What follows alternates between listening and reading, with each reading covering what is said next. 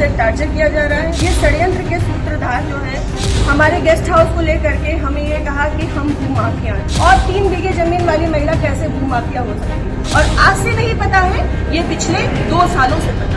DM साहब को क्या पता नहीं? जी, मैं डीएम साहब के पास अपनी फरियाद लेकर के आई हूँ कि रोज प्रतिदिन में मुझे मानसिक रूप से टार्चर किया जा रहा है। मेरे परिवार के खिलाफ में षड्यंत्र रचा जा रहा है, मेरे खिलाफ में षड्यंत्र रचा जा रहा है। और ये षड्यंत्र के सूत्रधार जो है वो आदरणीय हमारे पूर्व सांसद सुब्रत पाठक जी, जिन्होंने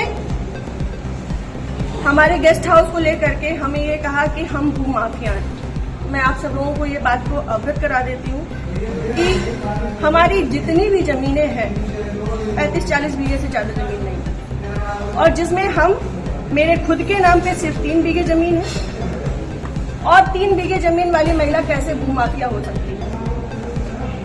और 35-40 बीघे की जमीन में हम मेरे ससुर साहब, मेरी सासू माँ, मेरे हस्बैंड और मेरे देवर देवरानी 6 लोग आते हैं। इतनी सी जमीन में कैसे लोग भूमाफिया हो जाते हैं। जो ये बड़ा उससे कह रहे हैं कि चपुन्ना के भूमाफिया। और रही बात मेरे गेस्ट हाउस की, राधा रानी गेस्ट हाउस की, तो आज इन्हें ये पर लग रहा है कि वो हमने सरकारी भूमि में बनाया है, अवैध जमीन पे कब्जा किया है।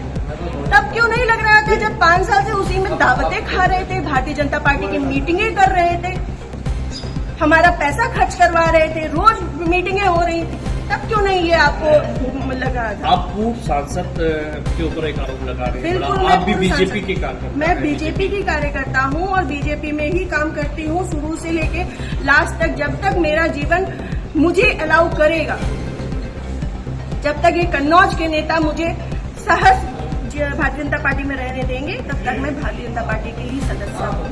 पार्टी में आपने इसकी उच्च पद पे लोगों से शिकायत की है क्या? मैंने ये इस विषय के बारे में यहाँ से लेके प्रदेश अध्यक्ष तक को सबको सारी बातें पता है, और आज से नहीं पता है, ये पिछले 2 सालों से पता है। मेरे पिताजी, मेरे ससुर साहब, मेरे हस्बैंड, मेरे हम सब लोगों के लिए हत्या तक का मतलब षड्यंत्र रचा जा चुका है, और विगत के चुनाव के निर्णय के बाद ही रचा गया। पिछली 4 जून को रिजल्ट आया है, पिछली 3 जून को ये हमारे गांव गए थे। हमारे गांव जाकर के इन्होंने, हमारे राइवल्स हैं जो, उनके घर जाकर के इन्होंने 2 घंटे की बैठक रखी जिसमें षड्यंत्र रचा गया। और उसके बाद ही उसी दिन इनके एक प्रमुख कार्यकर्ता कहिए, चमचे कहिए, कुछ भी कहिए, वो जीतू त्रिपाठी, उन्होंने मेरे ससुर साहब को फोन किया, जिसकी मैं रिकॉर्डिंग आप सबको भेजूंगी और चाहूंगी कि मीडिया में आप चलाएं। उन्होंने मेरे ससुर साहब को धमकी दी कि अगर चपुन्ना चुनाव नहीं जीता तो आपको 4 तारीख के बाद देख लिया जाएगा।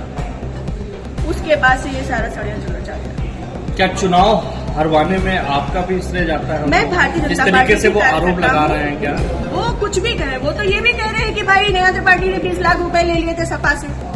वो तो उनका मुंह है, कुछ भी कह सकते हैं। पर मैं भारतीय जनता पार्टी की कार्यकर्ता हूँ और सभी लोग सोशल मीडिया जानते हैं, चलाते हैं, सभी लोग मेरी आईडी में देख सकते हैं कि मैंने किस तरीके से काम किया है। मैं सुब्रत पाठक के लिए काम नहीं करती, मैं भारतीय जनता पार्टी के लिए काम करती हूँ। आपने प्रशासन और पुलिस से शिकायत की? जी, मैंने पिछली 25 तारीख को प्रशासन पुलिस से शिकायत की थी, जिसमें सीओजी की टीम गठित है और अभी तक कोई भी पकड़ा नहीं गया। क्या मानती है पुलिस, प्रशासन और पुलिस दोनों लापरवाही कर रहा है?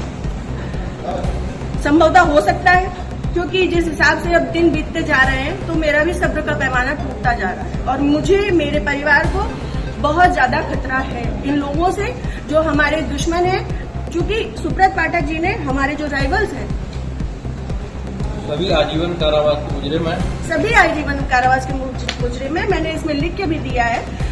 संदीप तिवारी, प्रदीप तिवारी, मनोज अग्निहोत्री, ये बलात्कारी केस के और आजीवन कारावास, गैंगस्टर, इन पे सब तरीके की धाराएं लग चुकी हैं इनमें, ऐसे लोगों के साथ में। और जिसको इन्होंने हम लोगों की सुपारी दी है, अखिलेश यादव उर्फ छक्की, वो इनके, हाँ, यहाँ ठटिया का ही निवासी है, गांव झुआ। वो इन लोगों के साथ में, सुब्रत पाठक के साथ में भी जेल में रहा है और इन लोगों के साथ में भी जेल में रहा है और अभी फरार है। और इन लोगों की मोटरसाइकिल भी उनके पास है, अभी तक वो भी बरामद नहीं है। ये लोग सिर्फ मेरा मानसिक, शारीरिक और चारित्रिक शोषण करते आ रहे हैं 2 साल से। मैं 3 साल से मैं बहुत ज्यादा परेशान हो चुकी हूँ। अब ये चीजें नहीं होंगी। आज आपने जिलाधिकारी से बातचीत की, क्या उन्होंने आश्वासन दिया? उन्होंने मुझे पूर्ण आश्वासन दिया है कि इस पे निष्पक्ष जांच होगी, क्योंकि हमारे पास रिकॉर्ड्स भी हैं, हमारे पास सबूत भी हैं और बहुत सारी चीजों के सबूत हैं। समय आने पे मैं वो सब आपके सामने रखूंगी। जिले में जो भी भ्रष्टाचार हो रहा है, जो जिला पंचायत में भ्रष्टाचार हो रहा है, जो ब्लॉक प्रमुख में भ्रष्टाचार हो रहा है, ब्लॉक में भ्रष्टाचार हो रहा है, वो सारी चीजें मैं आप सब लोगों के सामने रखूंगी। अगर आपकी सुनवाई आज नहीं होती तो आगे क्या कदम उठाएंगे आप? मैं आप लोगों का सहारा लूंगी और आप लोगों का सहयोग, मुझे पूर्ण विश्वास है कि मेरे साथ हमेशा रहेगा। और मैं इस पे अपनी अंतिम सांस तक अब फ्रंट के पैमाने में आकर के लड़ूंगी। सब्सक्राइब करें साम टीवी, क्योंकि हम आ गए हैं अब आपके बीच। दिखाएंगे सत्ता के वादों और अपराधियों के एक एक कारनामे की हकीकत। और हाँ, अगर आपके पास भी हो कोई ऐसी खबर तो कमेंट करके हमें बताएं, क्योंकि बिना डर और दबाव के हम दिखाते हैं हर एक खबर डंके की चोट पर।